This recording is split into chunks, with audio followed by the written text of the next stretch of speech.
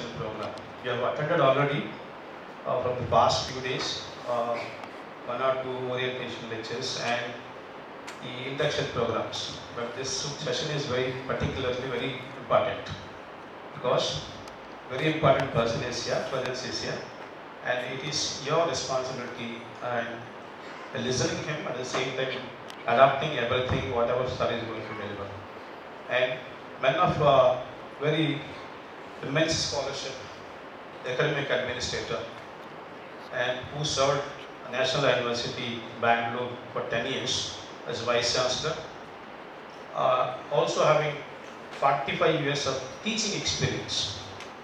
And I think he's the right person to deliver orientation lecture for the motivation of the first year students, first 5 year students and the 3 year students in fact. With these few words, I welcome all three of my Vice-Chancellor sir and my students and faculty. So I welcome Professor Venkata Rao sir for addressing the audience. Thank you. Thank you, sir. Now, I take the great privilege and honor to extend a warm welcome to our esteemed guest, Professor Dr. R. Venkata Rao sir, the Honorable Vice-Chancellor of India International University of Legal Education and Research, IIULER, Goa.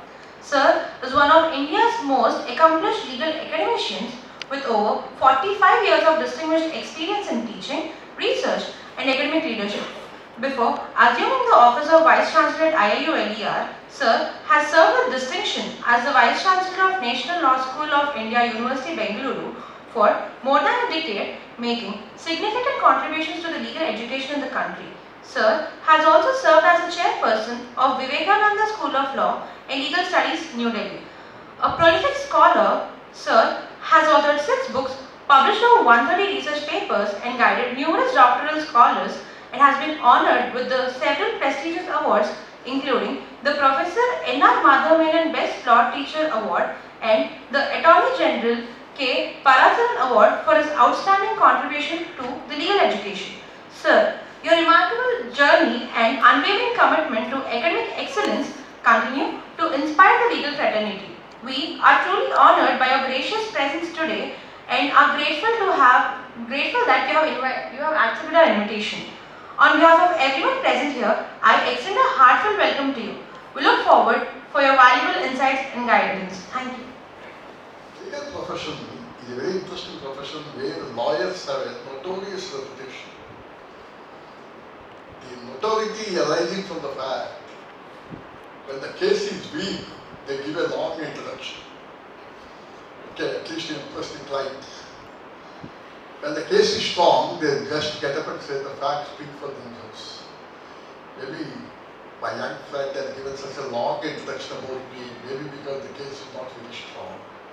Don't have high expectations.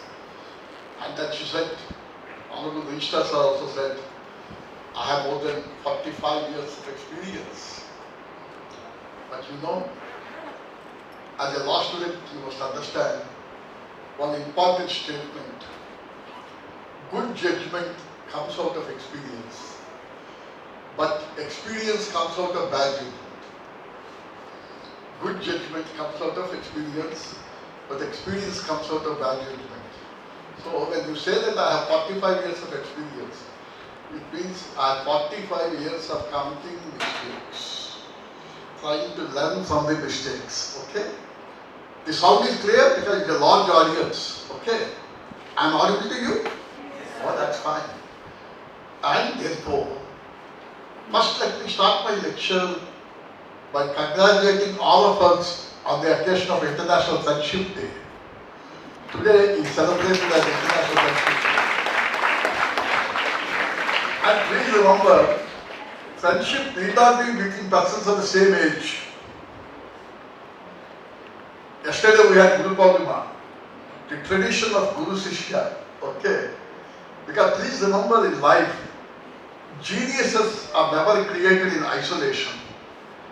It is only through synergy and through symbiosis that a genius blossoms.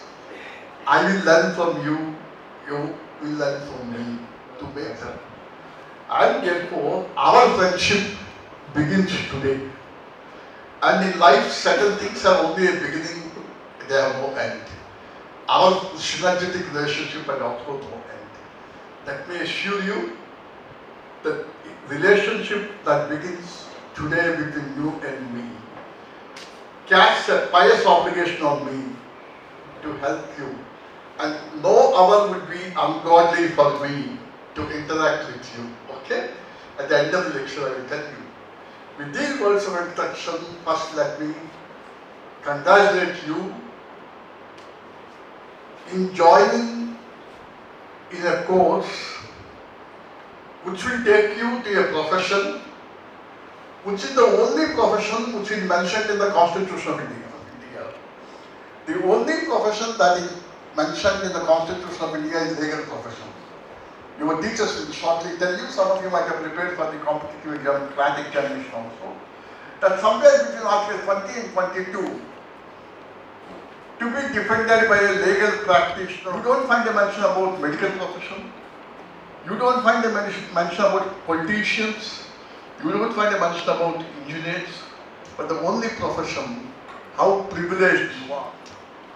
And the intellectual forearm of the freedom movement was provided by lawyers. So you will be joining that great sacred profession after you complete your journey, either after 5 years or after 3 years, as the case may be. Mother does, okay?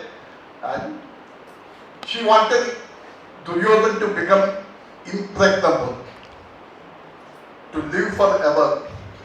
And therefore she calls the child Duryodhan one day to anoint the entire body so that he will become impregnable. But you know that mischievous master Lord Krishna could see through the gate that if this fellow becomes impregnable and eternal, I have to again come back to kill him. And then under outer, where do we have time? Therefore, when Duryodhan was walking naked to his mother during his childhood, like any one of us, he says, Papishe, what it is you are going naked? Immediately he covers his private parts. And Gandhari was shocked that there was some obstruction, and that obstructed part became his Achilles heel. Compared to the Greek mythology. In Greek mythology you have Achilles heel. The same Achilles heel you have in Duryodhan.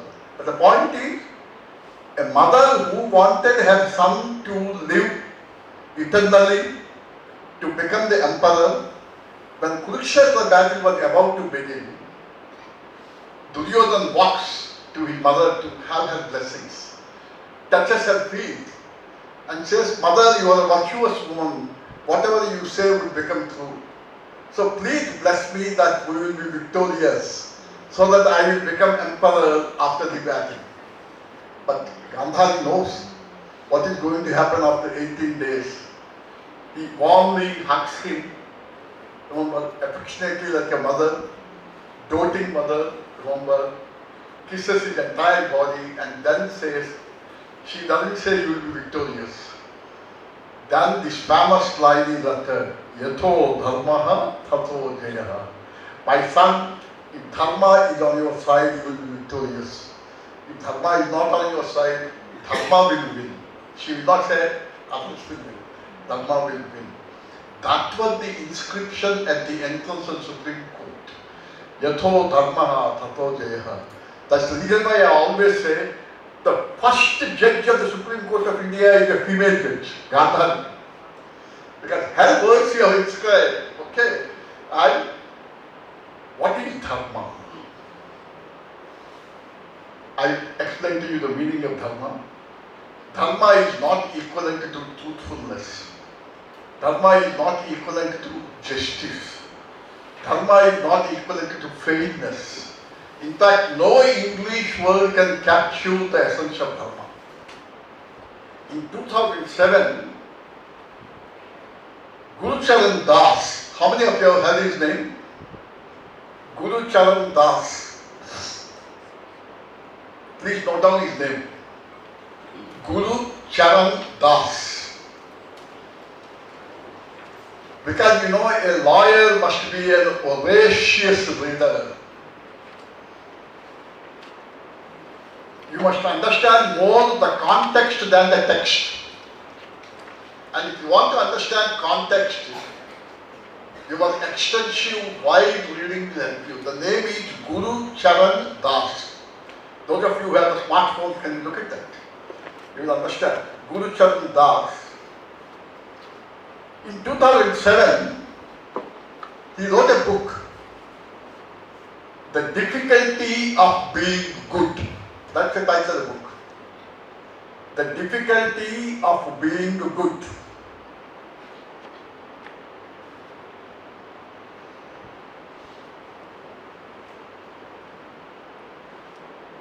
Difficulty of Being Good. The subtitle of the book is The Subtle Art of Dharma. S-U-B-T-L-E. The Subtle Art of Dharma.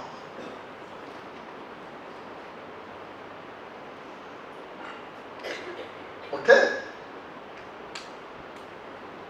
What he does in that book is something marvelous. He wrote the book in 2007 when Ambani brothers were fighting.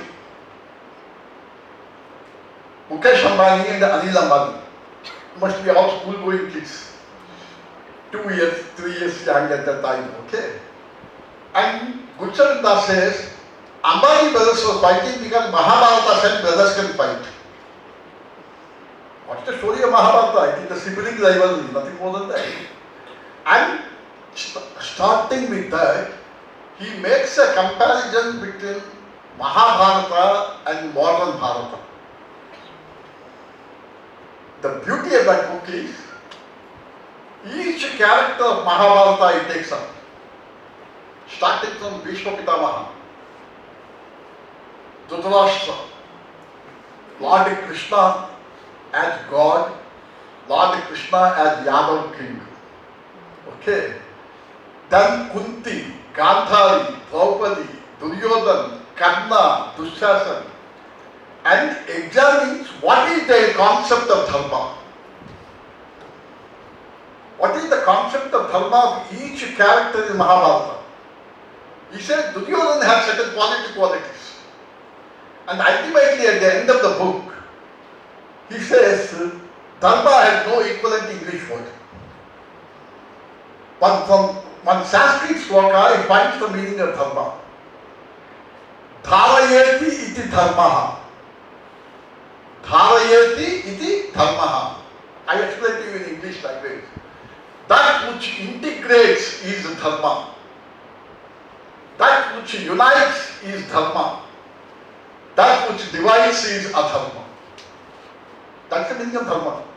Whatever you do, if it unites your family, it is dharma. If it unites your classroom, it is dharma. But if it divides the family, divides the society, divides, okay, your institution, it is adharma. So when you say yatho dharmaha tatho jayaha, the first obligation that you are required to remember is, you must always act in life to protect dharma, to promote dharma, to preserve dharma. And the best way of preserving dharma is to integrate everything through your actions. To integrate. Whatever you do, it must never divide any institution. If you remember that, your first obligation as a law student, you will remember throughout your life. Take a pledge today that since we have joined in an institution which has the lead motive, yatho dharma tatho jayaha, we should be the foot soldiers of dharma. Remember, if each one of you becomes the foot soldier of dharma, the world will be a wonderful place to live in. You agree? Mahatma Gandhi beautifully said in one context, all of us have the dirty habit of calling the world a dirty place to live in, without we cleaning our houses. If each person cleans his own house, the whole world will be clean in no time. We don't clean our house, we expect somebody to come and clean our house. Will it happen? And therefore, protect dharma as a foot soldier at your level. the world will be a wonderful place to live in. Because the objective of anything is to make surroundings around us a safe place, a secure place, a just place, and an equitable place. So, that is the significance of the lead motive, Yatho Dharmaha Tatho Jeha. Going back to the Constitution of India, since this is the only profession that is mentioned in the Constitution of India, you must take a pledge today that whatever you do, the Constitution must be at the back of your mind and must be at the center of your heart. The Constitution must be at the back of your mind and must be at the center of your heart. Because ours is the only Constitution in this part of the world which has grown from strength to strength from 1950 to 2026, whereas the other constitutions collapsed like a pack of cards. Because the Constitution is a veritable compendium of the best in every religion and in every text that you find across in the world. This is the preamble of the Constitution. Can a human recite the preamble without looking at it?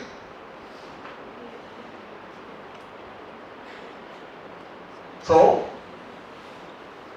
you begin your homework by looking at the preamble daily. One thing I will confess before you, the first thing that I do after getting up from the bed early in the morning is to have a look at the preamble of the Constitution and ask for myself the question, to what extent I have been able to fulfill the preamble aspirations, both in my private life and public life. If the answer is not satisfactory, then I go to the Almighty and I pray the Almighty, let the answer be more satisfactory tomorrow. And this preamble should be close to your heart. Okay? We dash, okay? You have the words justice, liberty, equality, fraternity. Now show me a single religious text which contains all. It is a judicious juxtaposition, a confluence of everything that is good. Therefore, the second point you must remember is preamble aspirations must constantly be your companion throughout your journey. The third point I will say is, you may be a law student today, but after completing your course of 5 years or 3 years, you will become a student of law. As long as you are on the rolls, you are a law student. But once you walk from the university to universe, the law student will become a student of law. That's the reason why Nani Palkiwala, how many of you have heard his name? Oh, so many, wonderful, right? Little one, tell me, who is Palkiwala? Yes? Who is Nani Palkiwala? He was a famous lawyer. Famous lawyer, right? Anyone to ask more? Yes? Take the mic. Okay. Go to him. Served as India's ambassador to the... Oh, wonderful. India's ambassador to the United States. Yes, next. Sir, he gave speeches on budget and finance also and on laws. Excellent. Good. That's right. Next. Standing in front of a mirror, the art of speaking. And by the time he came to 9th class, he overcame stammering and he became the best debater in the school. So the lesson that you have to learn from here is, whatever be your shortcomings, you can easily overcome those shortcomings if you have 3 qualities. Devotion, dedication, and determination. Devotion, dedication, determination. And then courage, conviction, and commitment. First start with C. Courage, conviction, and commitment. Then go to D. dedication, devotion and determination. And then you call it CD, compact disc. Your compact disc should be one of courage, conviction, commitment, devotion, determination and dedication. For all these 6 you need to have discipline. For all these 6 you need to have, Parkiwala had that discipline. And he became a celebrity speaker. And his budget speeches are a confluence of literature, history, philosophy, economics, reminding us of what Granville Williams said in his book, Recalling a Jurist. A lawyer without the knowledge of history, literature and philosophy is like a mason. A lawyer with the knowledge of history, literature and philosophy is like an architect. So you have to decide whether you will become a mason or you will become an architect. Look at the judgments of the Supreme Court, starting from Justice Vivian Bowe. In my opinion, he is the greatest judge who gave us ample examples of literature, not Krishnaiah. Later Krishnaiah, later Deepak Mishra, but the first judge is Justice Vivian Bowe, whose judgments are just poetry. He is from Nagpur, okay? Vivian Bowe, V-I-V-I-A-N, B-O-S-C. Yeah.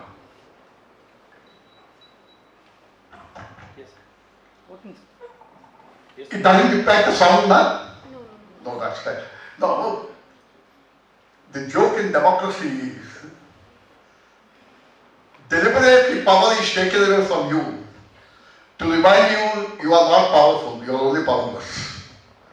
Remember, people think that by exercising the right to vote you are powerful, but the government and the state keep on reminding you that you are not that powerful. This is the best example, because the current situation says you are without current and you are powerless, isn't it? Therefore, that is the symbolic measure. Anyway, coming back to Parkiwala, literature, philosophy, history. Look at the judgments of top judges. They quote from Shakespeare. Now, if you read the famous lives, the next point you must understand is, see, light has now come. Okay? You must develop the habit of reading the books. Lives of great people. Mahatma Gandhi, M.C. Chagla, Roses in December, he wrote. And just last month, the Supreme Court advocate Raju Ramachandran has published a book on 14 lawyers. The title book is 14 Lawyers by Raju Ramachandran. Raju Ramachandran is a senior advocate of the Supreme Court of India. And he gives a list of 14 advocates. Most of the names you might not have heard also. He doesn't speak about Parkiwala. Okay, he doesn't speak about Shole Shalarji. He doesn't speak about Fali Nariman. He doesn't speak about K.K. Vedagopal. No. 14 lawyers who silently have contributed to consolidating. You are getting it? 14 lawyers by Raju Ramachandran on the system. Just books by Raju Ramachandran, you type. You get 14 lawyers, okay? Just it was released 2 months ago, okay? Read that, because that embellishes your knowledge. Today, you take one more pledge. Daily, at least 1 hour, I will devote to general reading. Daily. When I say daily, you must remember one axiomatic truth. The sun rises even on Sundays. You should not say today is a Sunday, therefore I will not read it. Okay? Is there a Sunday for sun? The sun rises even on? That means it must become a passion. Your day should become incomplete without reading that book. And just as the sun rises regularly in the east, you must start, devote some time, okay? Read some classic, okay? If you do not have it, go to the library. Or if you have the advantage of a lawyer being in the family, go to his office, sit there, read the books. Okay, marvelous books consisting of literature, including Robin Sharma's The Monk Who Sold His Ferrari. You have heard it? How many of you have heard his name? Oh, that's good. Can any one of you tell me the story of Monk Who Sold His Ferrari in 2 sentences? The Monk Who Sold His Ferrari by Robin Sharma. I explained it in 2 sentences. The whole book is about lawyers. The central character is Julian, a leading criminal lawyer who makes millions of dollars by arguing cases. One fine morning, while he was arguing in the court of law, he collapses. He had a massive heart attack. But he doesn't die. He survives. And when he survives, he asks for himself the question, why did God make me live? And then he gives the answer. Maybe God wants me to know. All these days you have mastered law, but you missed your life. You have mastered law, but you did not understand life. If you want to be a successful lawyer, you need to be a good human being. If you want to be a good human being, you need to understand what life is. Therefore, hereafter, try to understand life and share the meaning of life with your juniors. He starts his journey in the book. Goes to a place called Savannah in the Himalayas in India. Interacts with saintly persons, understands what life is, comes back and tells his juniors that while studying law, you also study life. And therefore, that is the essence of the book, Robin Sharma's The Monk Who Sold His Ferrari. Because without understanding life, you can never do justice to law. Agree? Right. Shakespeare's Merchant of Venice. Some of you must have heard it. Right? What are the principal characters in the play?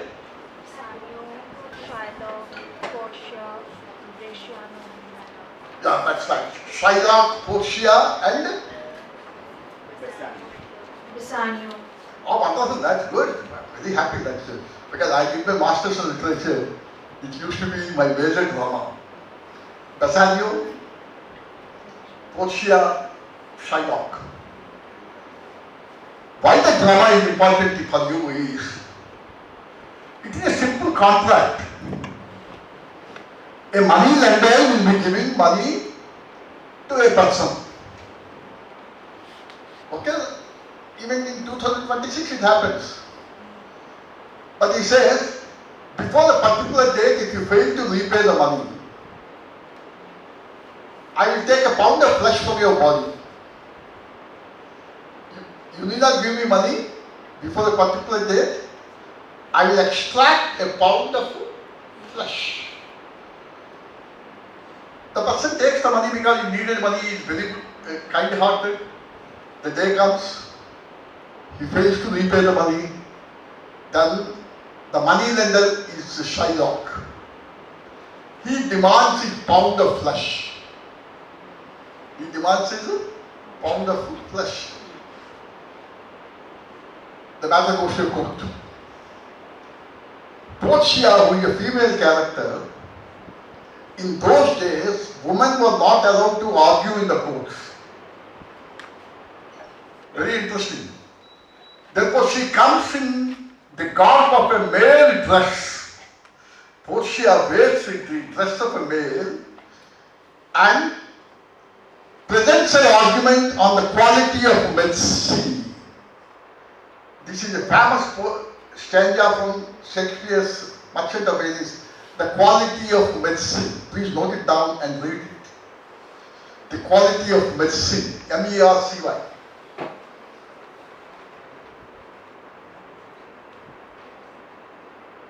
Okay. And it's a 14 or 15 line statement, a dialogue. The essence of it is, in one line I will say, if you have only a functioning brain and not functioning heart, justice will become a casualty. Please note down this sentence. If you have a functioning brain,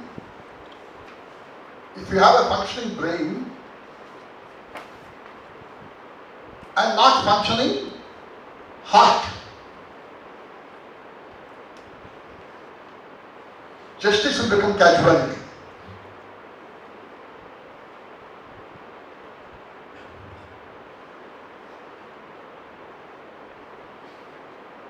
Okay. So what is required by a lawyer? You have all brains, there is no doubt. You got good ranks in CLAT, 3,000, 4,000, 5,000, okay? Got qualified in it. You passed your 12th standard examinations with distinction. Therefore, God has proved beyond doubt that all of us have functioning brains. But how many of us have functioning hearts? A lawyer needs to have empathy. A lawyer needs to have compassion. A lawyer needs to have sympathy. And a lawyer needs to have two qualities.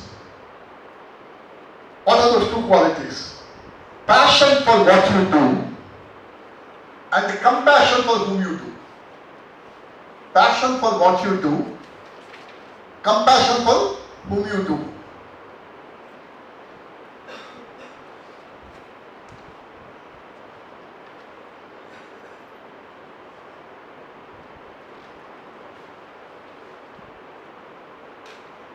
The other day, Yuval Noah Harari, some of you might have heard his name. He is the 21st century writer. He has written a book called Nexus, N-E-X-U-S, oh good. That book is about the communications in the world from the Stone Age to artificial intelligence. From the Stone Age, okay, to 2025, how communications have evolved. The book is written and the title is Nexus, because communication allows to have nexus between living entities. He beautifully writes, what is required is not artificial intelligence, but authentic intelligence. Authentic intelligence. And by authentic intelligence, if you go to Google, you will find the meaning: sympathy, compassion, emotions, okay, making your hearts understand the others. I'll give you one example. How does your mother understand what you need? She understands none. You greet me. Mother is a wonderful creation, you know. I always say my mother used to find the 25th hour in the day to work for us. The 25th hour in the day, every mother does it. By looking at her, your face, she will understand what is your requirement. A teacher should also, by looking at your face, must understand what are your requirements. See, that you will have when your intelligence is not artificial but authentic. See, all said and done, you call it artificial. So what is required is authentic intelligence. That means let the technology not dehumanize you. You take advantage of technology. Okay? And don't make, what I should say, unethical use of your artificial intelligence chatbot and all sorts of things. Because fundamental duties in the Constitution say to strive towards excellence, both in your individual sphere of activity and collective sphere, so that the nation constantly rises to higher levels. Okay. But what do you mean by excellence? Excellence in the product or excellence in the human being? Winning a university gold medal by cheating your teachers, by plagiarizing, is it excellence? You may cheat here, you may cheat the university, but can you cheat yourself? So from today onwards, ask yourself the question, who am I cheating? Am I cheating myself? Am I cheating my teachers? Am I cheating my parents? Because please remember what Mahatma Gandhi said, integrity is doing the right thing when nobody is watching. Integrity is doing the right thing when nobody is watching. And the coherence between what you think, what you say, and what you do is integrity. And therefore, the first quality that a law student requires is, he must be a good human being. Because academic excellence without human excellence would be disastrous. Otherwise, as Subrata Bakshi says in his book, The Professional, at the end of 3 years or at the end of 5 years, you will be only professionally qualified, but you will not be a professional. A professionally qualified person becomes a professional only when he adds integrity to what he does. Only when he is remembered by the posterity for the right reasons. So what is that as a first year student of law you should do now? You may be finding that this professor is quoting so many things. Is it possible? Okay. The first principle is very simple. Cultivate the habit of learning with pleasure and not under pressure. Reading with pleasure and not under pressure. Till your 12th standard, you were reading for your parents. You were reading for the sake of your friends. You were reading for the sake of your coaching institutions. All to score marks. Agree? Till yesterday, marks were important. But from today onwards, remarks are important. You will not be able to get marks, no problem. But you should remember, you should never get the marks. When you walk outside, people should say, oh, this is a proud student of DSNLU. I'll just give you an example of what had happened in Yale Law School. About 5 years ago, induction program was done for the Yale Law students. People from all parts of the globe go there. And 2 students from Africa, they were not exposed to the system, and they were driving on the wrong side in the United States. Because what is right is left in the United States, what is left in the United States is right in other places. So, driving towards left is an offense there. Whereas here, driving towards left is right. We follow the British tradition. So they were caught. 2 students were caught. Next part of the story is very interesting. They showed their identity cards of Yale Law School. Then they said, oh, you are from Yale Law School, where people are taught values. We leave you. They left. So that is the status that the institution has given them. Even the American cop said that is the esteem, that is the respect in which the institution was held. And therefore, your alma mater, this institution would give you status. That's the reason why wherever I go, I say, in the induction program, 3 things must be remembered by you. That you must never let down 3 mothers in your life. You must never let down. Who are those 3? First one is the biological mother who has given birth to you. Just go down 16 years back in your lives. When you were reluctant to go to school at 7 o'clock in the morning, how much pain your mother did undergo in convincing you to go to school. Agree? I was very reluctant to go to school. Daily I used to cry. And my mother used to cajole me. So, that mother is responsible for what you are today here. And therefore, that's the reason why Tagore said, God created mother maybe because he cannot be present everywhere. let down your biological mother. The second one is, if your biological mother has given you birth, from today onwards, DSNLU is your alma mater. It will be giving you status, and you will be known to the outside world as the pedigree of DSNLU. Remember, and the proud student, therefore never let down. The second mother is your alma mater.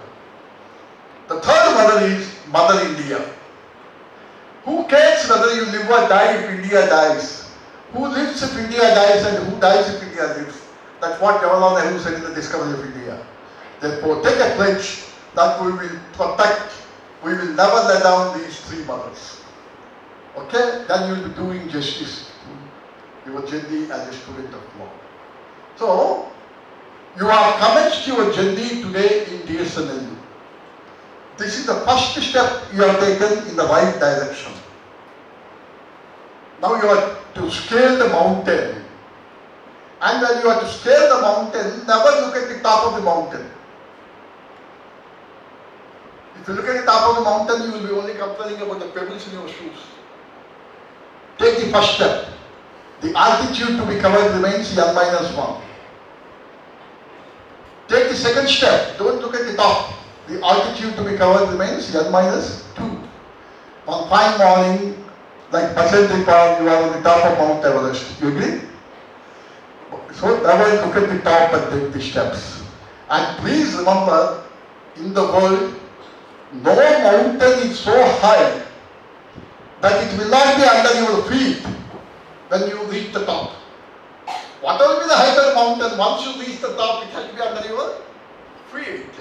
Therefore, with unswerving commitment, dedication, take your steps in the right direction. By following the dictum that we will learn with pleasure. Because if you start doing anything which you enjoy, you don't feel you are doing it all. The world thinks that you are doing. For example, I don't know whether DSNLU has a tradition. You have Freshers' Day here? Oh, after 1 week, after 10 days? See, after 1 week, they will announce, you will have Freshers' Day. Most of you must be waiting for that also now. Okay? So, you will be doing rehearsals, okay? I used to do the same thing, okay? And when you do the rehearsals, you work throughout the night, 24 hours, okay? Because you want to give best of your talents, okay? You don't feel tired at all. You come, make the presentation in front of the faculty and others, and feel very proud. But you work for 24 hours, you agree? Freshers' Day is over. Next day after 1 week, a senior professor like Dayananda Murthy or somebody wants you to write an assignment before a particular date. Because in National Law School life, deadlines are lifelines. You will have, for everything there is a deadline, okay?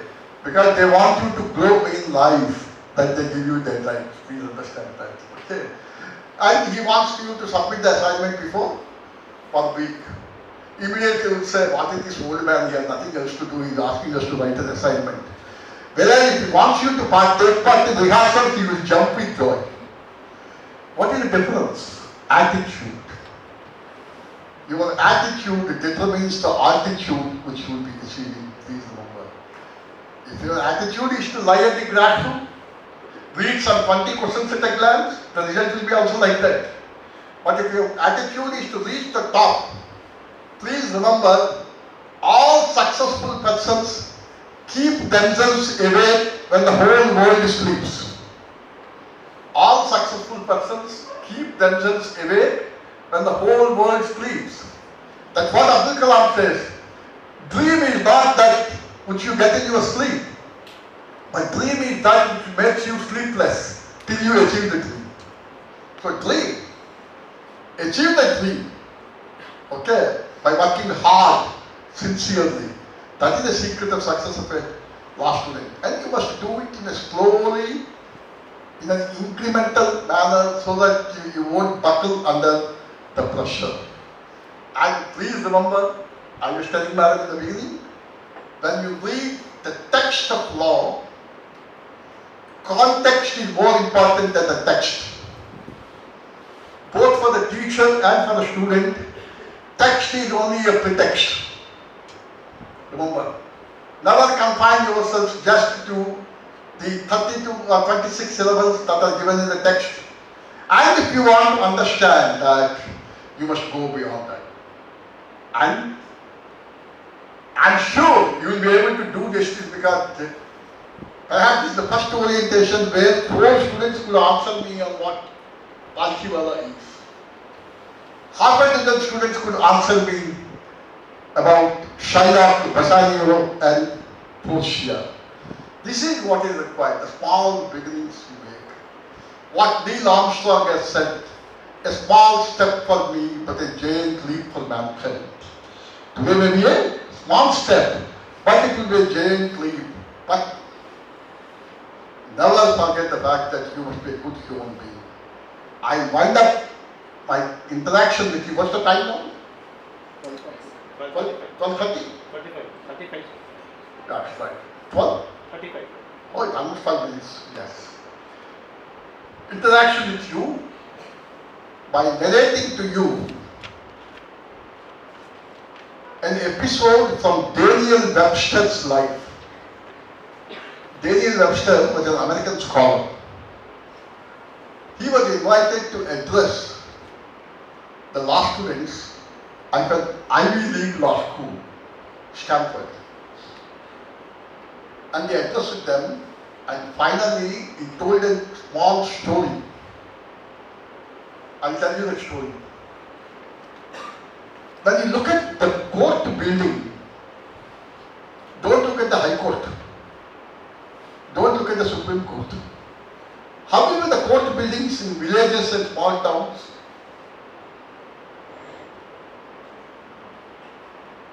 just from your experience, suppose you go to your village and see a Muslim magistrate court, let us say,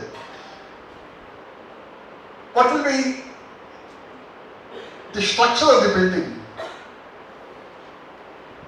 I'll give you a hint. In villages, in small towns, post offices, elementary schools and courts are always situated in old buildings.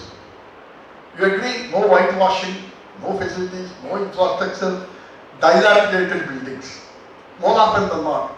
So when I speak to you about a court, don't look at Bollywood films. Don't look at the air-conditioned Supreme Court. There nothing happens. 95% of the administration of justice takes place only at the grassroots level. In America also the same. He said, in a countryside, there was an old building, court,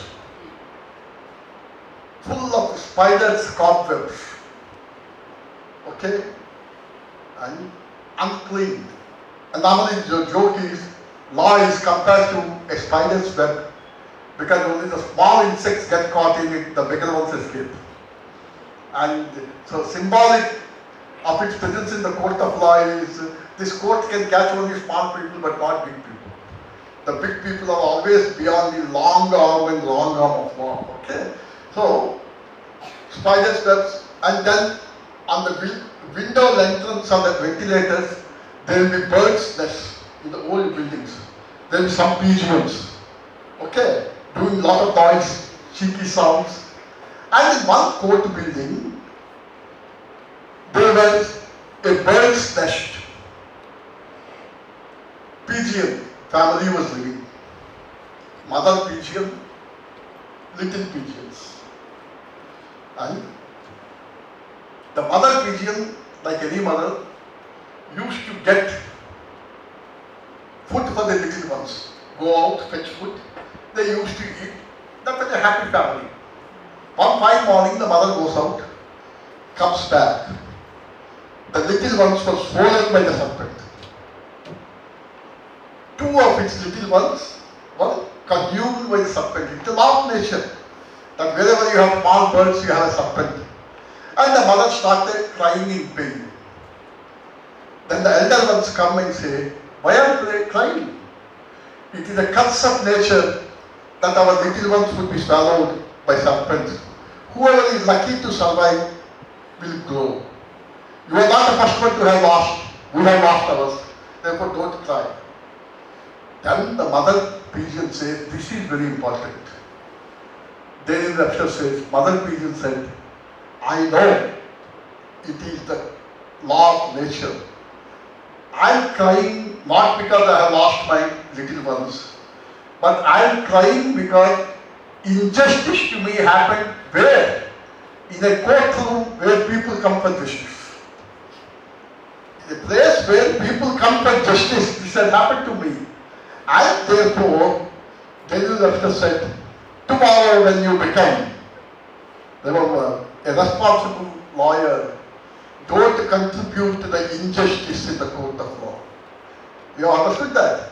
So take a pledge today that we will be the worthy students of DSNLU, always promoting the cause of justice, fairness, because the endeavor should be to enable us to make our surroundings better. The last sentence I use is, remember what Swami Vivekananda said.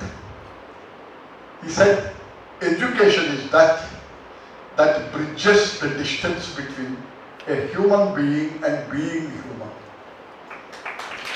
Education is that bridges the distance between a human being and being human. So, ask for yourself the question, are we human beings or being human? Are we being human in the treatment of fellow human beings? In the treatment of other living organisms? And once you become a good human being, you will become a good law graduate, you will become a good lawyer, you will become a good judge. And the genial seeds have been laid today with your induction.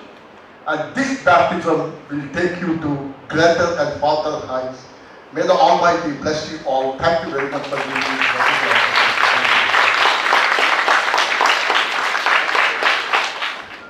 The fundamental difference between school education and university education.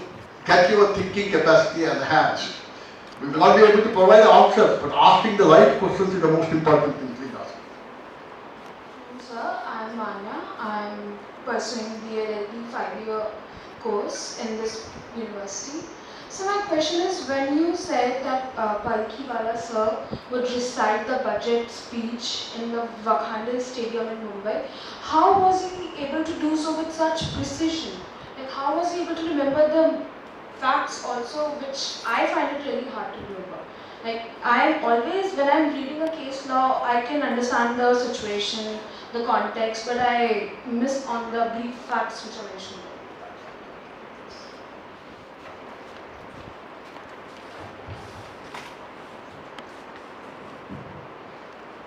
How to remember all these things?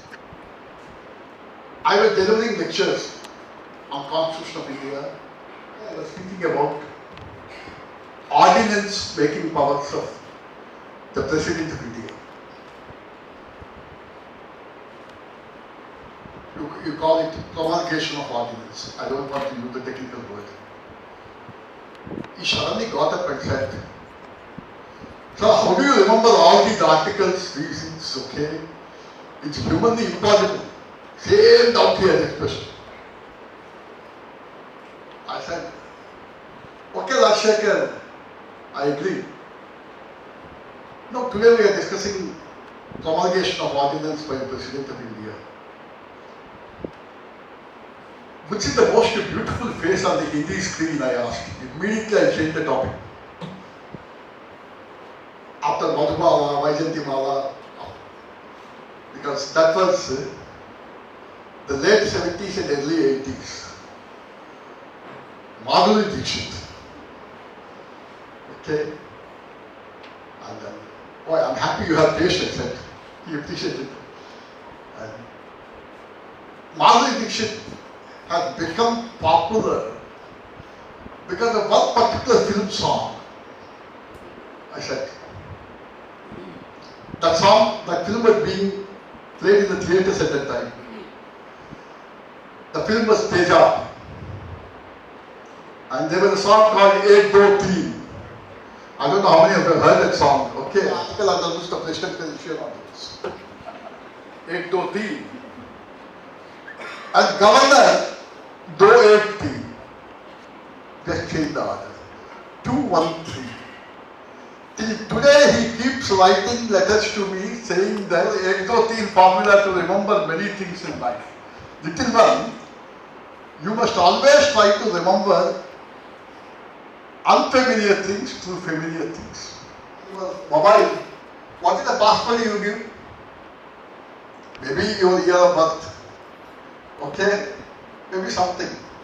But you know, the American student gave a beautiful password. The password was incorrect. Because the moment he types the word, some other word he says incorrect. Immediately you remember that his password was incorrect. You got it? Suppose he types a different word, he says your password is incorrect. Immediately he says, okay, my password. So you must try always. This is said by Harrison in his book on memoriality.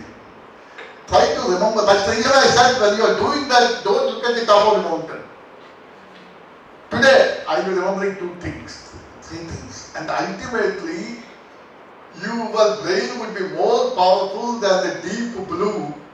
Which computer is said to have defeated a chess player? Because this brain has infinite capacity. Don't worry about it, okay? After 10 years, I will meet you and I will ask you the same question. Okay? Thank you very much.